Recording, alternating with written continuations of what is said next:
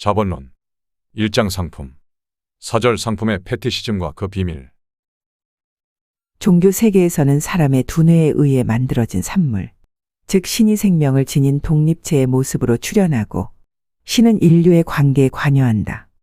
사람의 손으로 만들어진 생산물인 상품 세계에서도 마찬가지이다. 나는 이것을 패티시즘이라 부른다.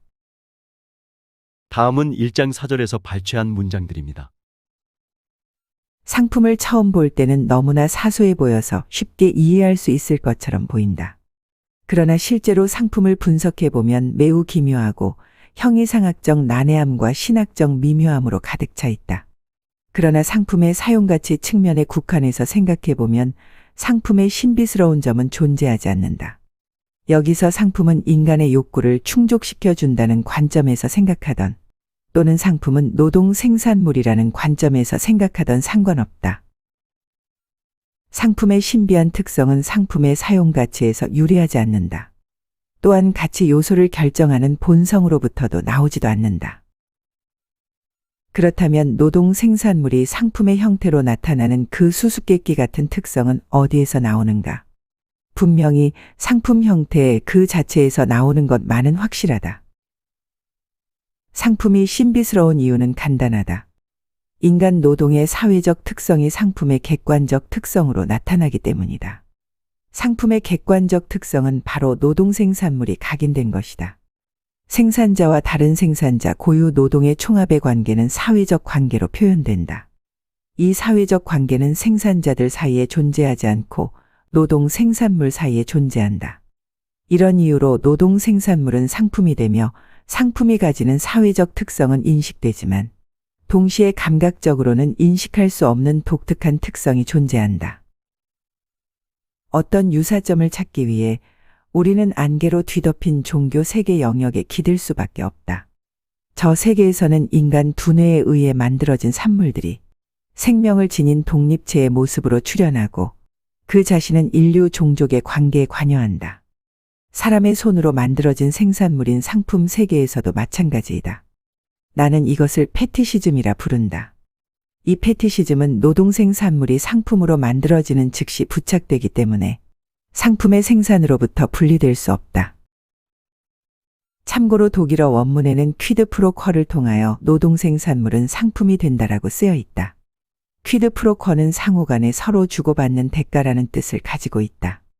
따라서 개별 생산자와 다른 생산자들 간에 서로 주고받는 대가를 통해 사회적 분업 관계로 발전한다고 할 수 있다.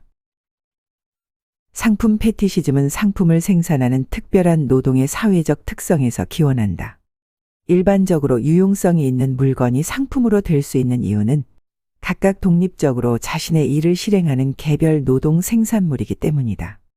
모든 직종의 개별 생산자 노동을 모두 합하면 바로 사회의 총노동이 된다. 개별 생산자들은 자신의 생산물을 교환하기 전까지는 서로 간에 사회적으로 접촉할 일이 없으므로 교환 행위 전까지 개별 생산자들의 노동에 들어있는 특별한 사회적 특성은 출현하지 않는다. 달리 표현하면 물물 교환은 직접 만나야 성사되는 것이지만 생산자들 간의 교환은 간접으로 성립하는 관계이다. 이런 관계를 통해서 개별 생산자 노동은 사회 노동의 일부분이라고 주장할 수 있다. 따라서 한 개인의 노동과 다른 사람들의 노동 간의 관계는 개인들끼리 직접 만나서 하는 사회적 관계로 나타나지 않으며 사람들 간에는 물질적 관계로 나타나고 생산물 간에는 사회적 관계로 나타난다. 오직 교환에 의해서만 노동 생산물은 가치로서 하나의 균일한 사회적 지위를 얻으며 유용성을 지닌 다른 다양한 형태의 객체 존재와는 구별된다. 생산물을 사용가치와 가치로 구분하는 것은 실제적으로 중요하다. 특히 교환이 상당히 확대되어 유용 물품들이 교환을 목적으로 생산될 때와 생산 과정에서 생산품을 가치로서의 특성을 미리 고려해야 할 때 중요하다. 이 순간부터 개별 생산자의 노동은 사회적으로 두 가지의 특성을 가지게 된다. 그중 하나는 개별 생산자 노동은 일정한 유용성을 가진 노동으로서 일정한 사회적 욕구를 충족시켜 주어야 한다. 이렇게 충족시켜 주어야 모든 종류의 노동에서 한 부분을 차지할 수 있고 자연스럽게 사회적 분업의 한 분야로 발생하게 된다.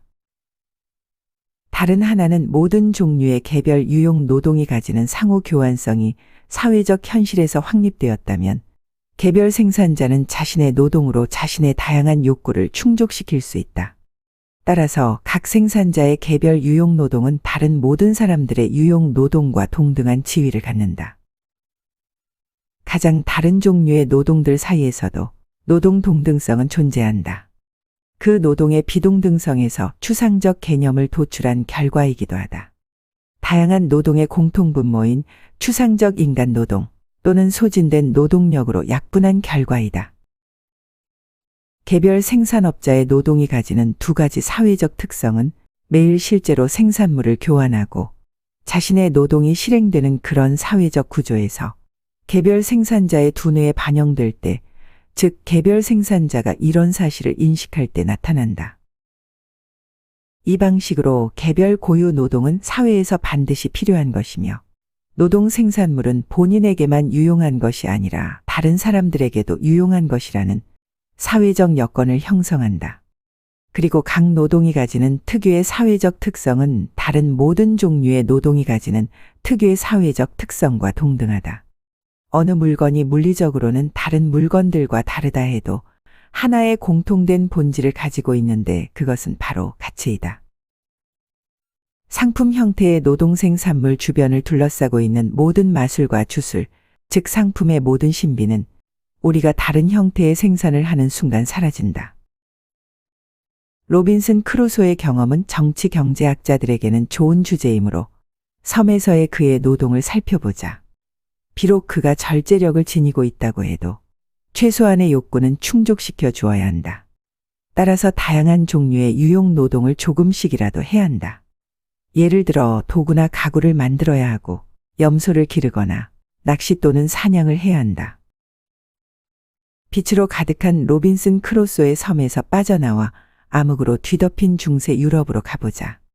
여기에서는 독립적인 사람보다는 농노와 영주, 제후와 신하, 평신도와 성직자와 같이 모든 사람들이 종속적, 즉 주종관계임을 알 수 있다. 여기서 개인 종속은 중세 유럽 사회의 생산관계를 특징 짓는다. 그리고 그 생산의 기반 위에서 이루어지는 여러 종류의 생활, 다양한 삶의 영역도 특징 짓는다.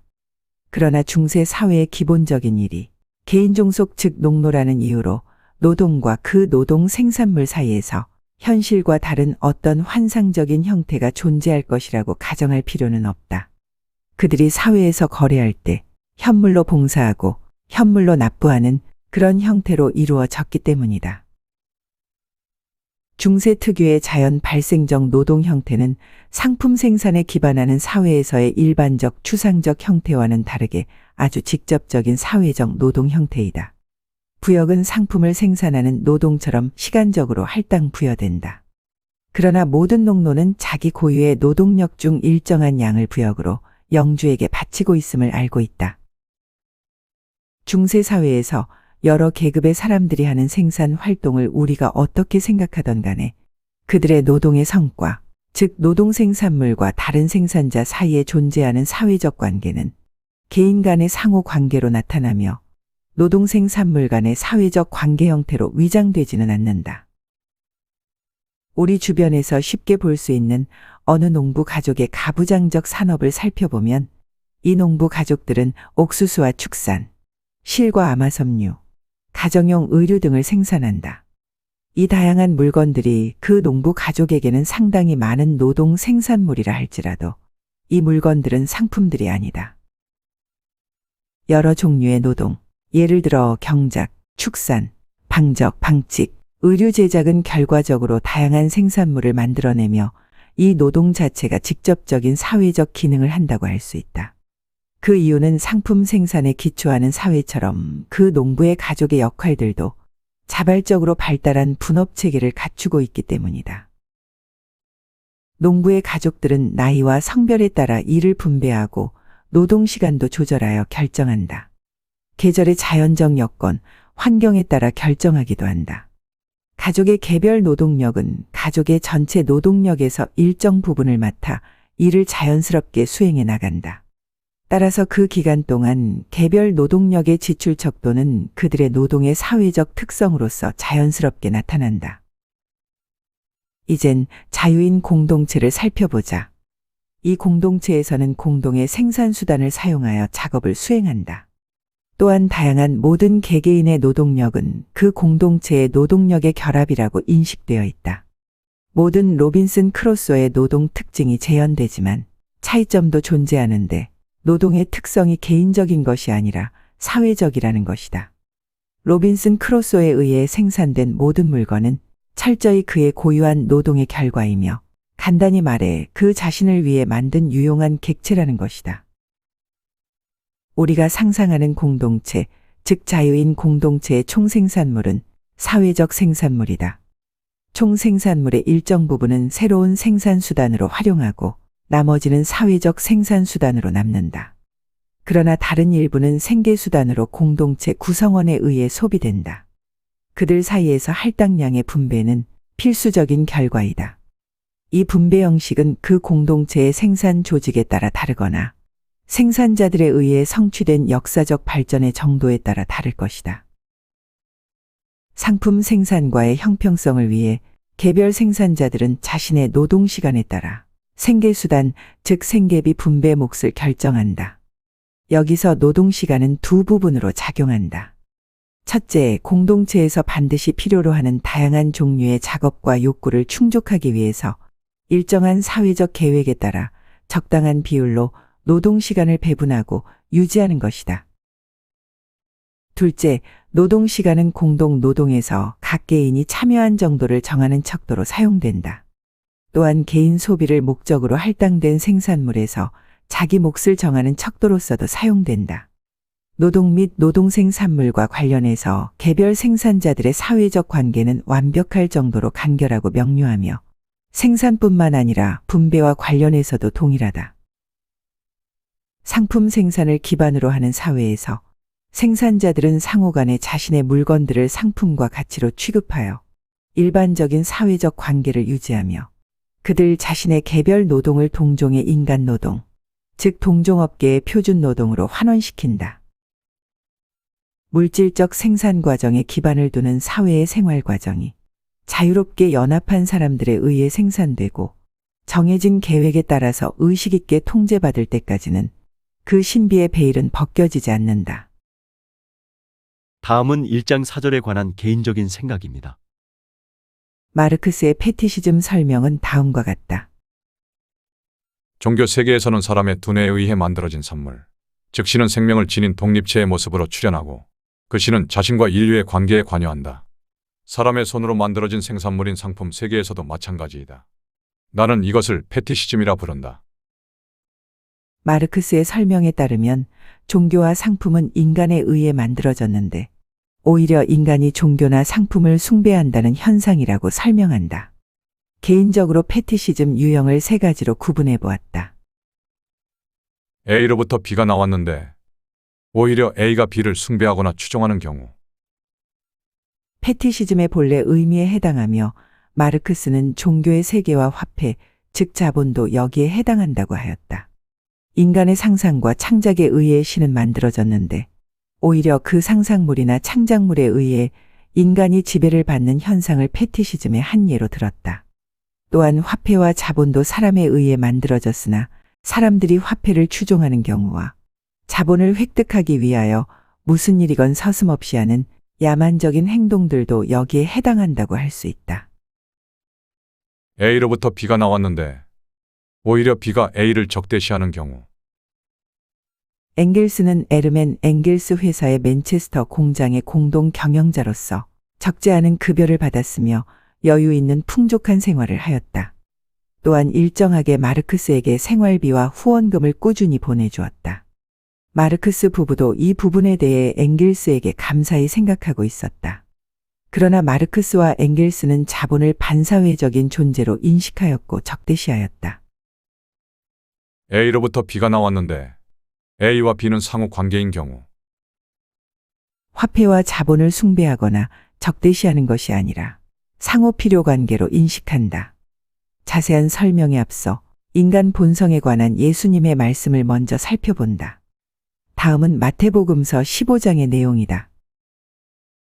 그때 예루살렘에서 바리새파 사람들과 율법학자들이 예수께 와서 말하였다. 당신의 제자들은 어찌하여 장로들의 전통을 어기는 것입니까? 그들은 빵을 먹을 때에 손을 씻지 않습니다. 예수께서 무리를 가까이 부르시고서 그들에게 말씀하셨다. 너희는 내 말을 듣고 깨달아라. 입으로 들어가는 것이 사람을 더럽히는 것이 아니라 입으로 나오는 것, 그것이 사람을 더럽힌다. 베드로가 예수께 설명을 부탁하니 예수께서 말씀하셨다.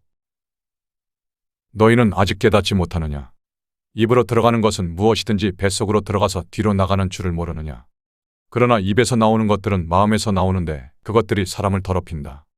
마음에서 악한 생각들이 나온다. 곧 살인과 간음, 음행과 도둑질, 그리고 거짓 증언과 비방이다. 이런 것들이 사람을 더럽힌다. 그러나 손을 씻지 않고서 먹는 것은 사람을 더럽히지 않는다. 화폐와 자본을 매개로 하여 생기는 각종 경제적 사회적 문제는 화폐와 자본 그 자체에서 기인하는 것이 아니다. 문제의 원인은 화폐와 자본이 아닌 인간의 탐욕, 거짓, 야만 등에 있다.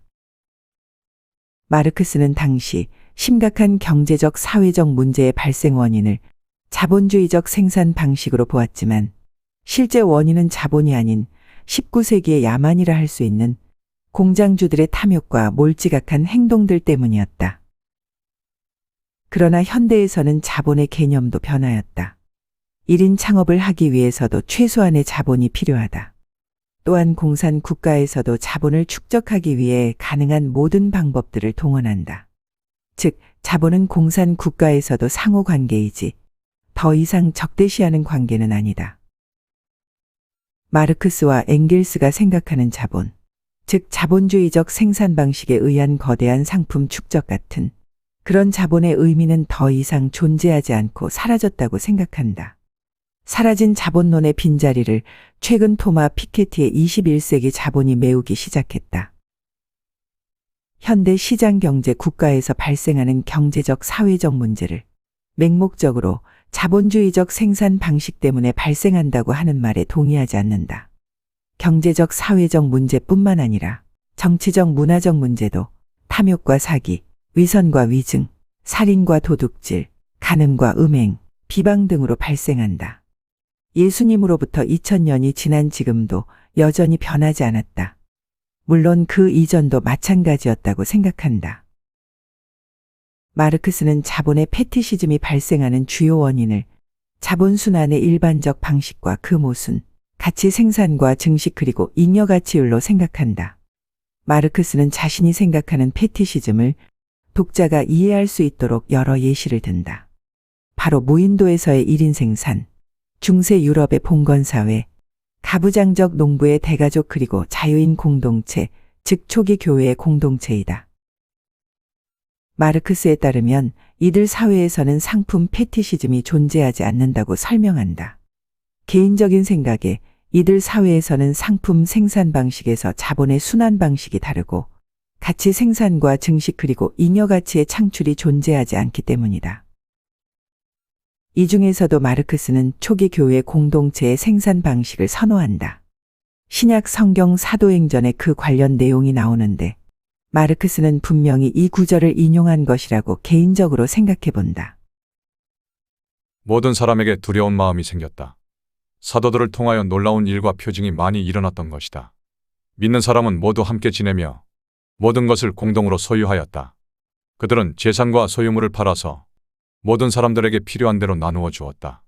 그리고 날마다 한 마음으로 성전에 열심히 모이고 집집이 돌아가면서 빵을 떼며 순전한 마음으로 기쁘게 음식을 먹고 하나님을 찬양하였다.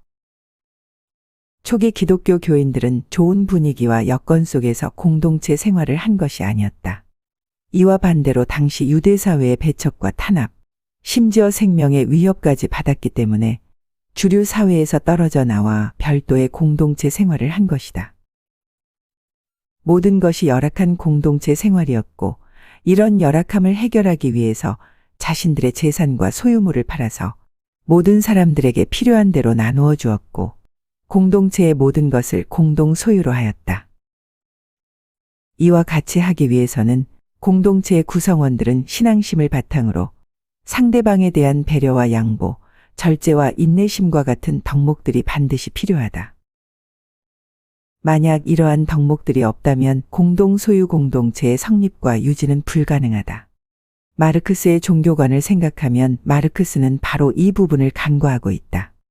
자신의 이익의 본능 같은 욕구가 남아있다면 공동 소유 공동체는 즉시 해체된다.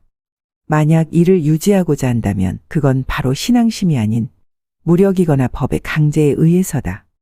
그 결과 자유인 공동체에서 자유는 사라지고 인간 공동체 혹은 인민 공동체가 된다. 자신의 본능을 억누르고 도덕적 신앙심을 유지하는 것은 매우 어렵고 힘든 일이다. 신앙심에 의한 덕목이던 혹은 자유의지에 의한 덕목이던 간에 모든 공동체 구성원들이 덕목을 지니지 못한다면 공동 소유 공동체는 존재하기 어렵다. 실제로 고린도 전서와 야보고서에서 교인들 간의 갈등에 관하여 바울과 야보고는 진심을 담은 설교와 설득으로 교인들에게 호소하고 있다. 다음 2장의 제목은 교환이지만 주요 내용은 화폐에 관한 설명이다.